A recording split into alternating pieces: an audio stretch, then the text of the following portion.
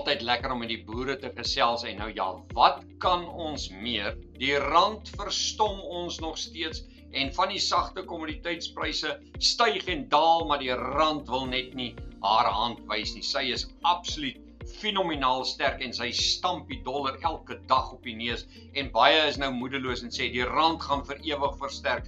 Maar as jy na hierdie indikator kyk, dis die stochastiese indikator wat ons vir jare gebruik.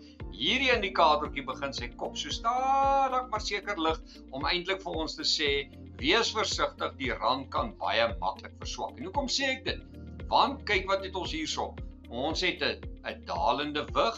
Nou 'n dalende wig gewoonlik wys dat daar 'n omdraai kan plaasvind, nie dadelik nie, maar hy kan baie beslis hierso 'n geleentheid gee vir 'n verswakking in die rand.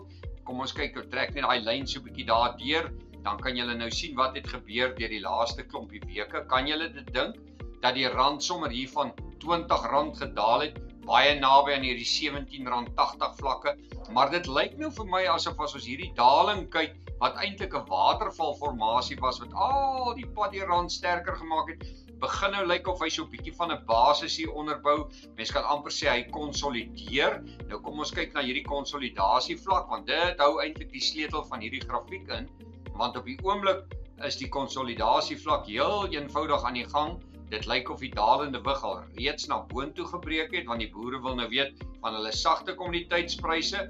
En nou kan ek sê, daar is jou konsolidasie. Die konsolidasie lê letterlik tussen R17.75 en R18.06. Terwyl hierdie konsolidasie aan die gang is, sê ek altyd, laat beleggers eintlik vir mekaar kyk. Dis amper asof hulle nie weet watter kant toe hulle wil gaan nie. Hulle is amper nie seker of hulle wil op of af nie. So in hierdie periode is dit 'n wag en sien situasie. Maar die rand is onder die 50 dae bewegende gemiddelde, wat eintlik sê dit is positief vir die rand.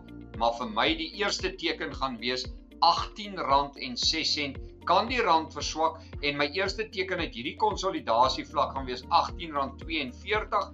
En as die dalende wig regtig na boontoe speel, kan ons baie naby na hierdie vlakkie toe gaan, R18.58, en gaan net gou hierdie lyn weer gou intrek, dat julle net kan sien, waar kom ek aan dit? Ek wil net gou vinnig hier intrek, want ons tyd is nie altyd ons nie.